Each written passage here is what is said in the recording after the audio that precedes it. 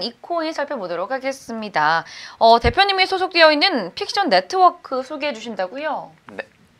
네, 픽션 네트워크는 네. 팬들의 적극적인 참여에 기반한 디지털 컨텐츠 생태계입니다. 저희가 다루는 사업 영역은 주로 1인 창작자들이 만들어낸 디지털 컨텐츠, 예를 들자면 여러분들이 좋아하시는 웹툰, 웹소설, 그리고 뭐 음악, 유튜브 같은 1인 창작자들의 동영상 같은 이런 전체적인 디지털 컨텐츠들을 다 포함하고요. 저희가 기존의 컨텐츠 플랫폼과 다른 가장 큰 지점은 플랫폼이 중심된 중앙 집권화된 소수의 골리앗에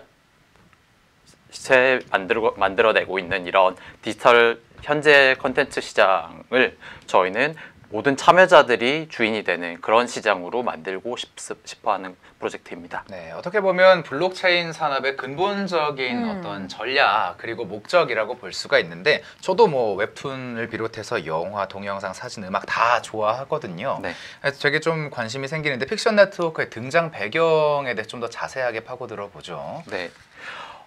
저희 픽션 네트워크는 배틀 엔터테인먼트의 리버스 ICO 프로젝트입니다. 배틀 엔터테인먼트는 2013년부터 한국과 중국에서 웹툰에 관련된 비즈니스를 수행하고 있었고요. 네. 네. 저희가 6년 동안 이 시장에서 업을 진행하다 보니 디지털 컨텐츠 산업이라는 것 자체가 기본적으로 소수의 독점화된 플랫폼 중심으로 갈 수밖에 없다. 즉 키 석세스 팩터, 시장의 핵심이 바로 사실 돈입니다. 네. 디지털 콘텐츠, 우리가 웹툰을 보고 동영상을 보고 실은 되게 재밌고 자유로운 창작자들이 이 시장을 만들어 나갈 거라고 생각하지만 생각해 보시면 유튜브, 넷플릭스, 한국의 대기업인 네이버, 중국의 텐센트, 이런 큰 기업들이 결국은 승리할 수밖에 없는 시장이고요. 공룡들이 다 해먹죠. 네네. 그리고 사실 대기업이 다 시장을 장악한다라는 게 이거 자체가 가치 판단으로 잘못된 것은 아닙니다. 다만 소수의 독점적인 플랫폼이 초과 수익을 얻는다라는 것은 바로 시장 다른 참여자들, 대표적인 것들이 바로 창작자들이죠. 창작자들이 더 가져갈 수 있는 부를 플랫폼이 독점한다라는 바로 그런 이야기입니다. 이외에도 소수 플랫폼들이 만들어내는 다양한 오리지널 콘텐츠들이라든지 결국은 이들이 전체 시장을 지배하다 보니까 거기에서 나타나는 사이드 이펙터들이 워낙 많게 되었고, 이 부분을 저희가 어떻게 해결할 수 있을까, 6년차 스타트업으로서 어떻게 이 게임의 룰을 바꿔보고 싶을까, 이런 고민을 하다가 이제 블록체인을 알게 됐고, 1년 정도 이 프로젝트를 준비하게 되었습니다. 사실 그런 게 많이 화제가 됐잖아요. 음원 제작자들이 막상 스트리밍 서비스로 인해서 거의 혜택을 못 받는다 이런 것도 있고, 저도 옛날에 요즘도 많이 읽지만 만화책 같은 것도 읽을 때 정말 그 책을 제작하시는 분들은 거의 수익이 안 돌아가는 걸로 제가 알고 있거든요. 맞습니다. 인쇄도 마찬가지고. 근데 그런 것들이 사실 좀 제작자 입장에서 동기부여가 되게 안 되거든요. 그런 것들에 대해서 조금 더 해결 방안을 들고 오셨다 이렇게 생각이 드는데, 근데 혹시 이 피자 옛날에 나눠주고 그러셨나요? 피자를 받으신 시청자분이 계신 것 같아요. 반갑습니다. 네. 아니 무슨 말이죠 이게? 저희가 피자 네트워크로 커뮤니티에 이상하게 소문이 퍼졌는데, 저희가 이제 저희 프로젝트가 지금 이제 코인 세일을 지금 진행을 하고 있습니다. 지난주 금요일부터 시작을 했고 1차가 이제 4분 만에 완판으로 끝났는데요.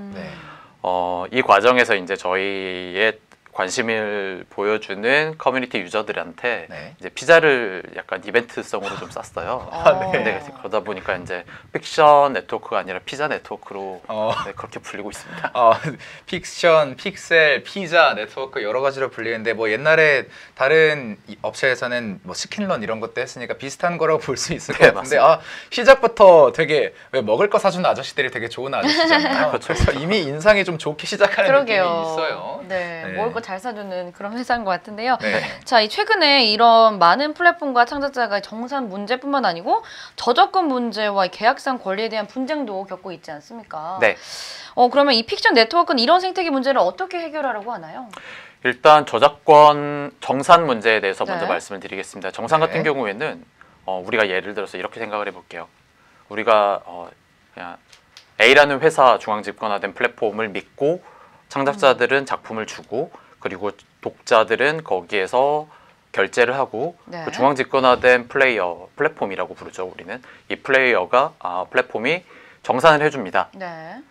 여기에서 만약에 이 플랫폼이 다른 생각 혹은 거짓된 행동을 하게 되면 어떻게 될까요? 내가 너한테 10,000원을 줘야 되는지 100만 원을 줘야 되는지 사실 어느 누구도 모르는 거죠. 이제 하지만 뭐 네이버가 카카오가 배틀 엔터테인먼트가 그러지는 않을 거다라는 믿음으로 진행을 하고 있지만 실은 이 정산에 대해서 창작자들은 의심을 항상 거두지 않고 있습니다.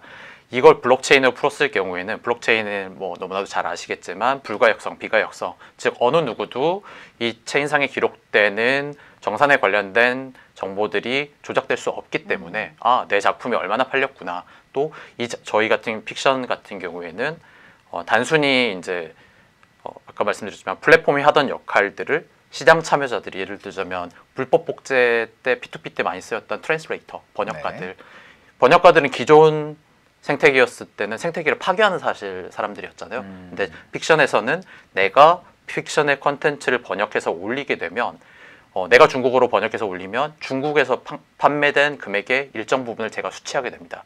즉 이런 번역가, 또 제가 유튜브에 팔로워들이 많다, 뭐 인스타그램에 많은 팔로워를 가지고 있다라고 했었을 때 이 작품을 홍보하면 이 작품을 제가 홍보한 사람들에게서 얻게 되는 매출을 제가 가져갑니다. 즉 이런 식으로 시장의 참여자들이 이 픽션 내에서 기여를 하고 그에 대한 리워드를 받게 됐었을 때 이 모든 것들이 사실 조작이 있으면 안 되잖아요. 결국 정산 이슈에 대해서 이런 투명성을 만들어내는 것이 픽션 네트워커입니다.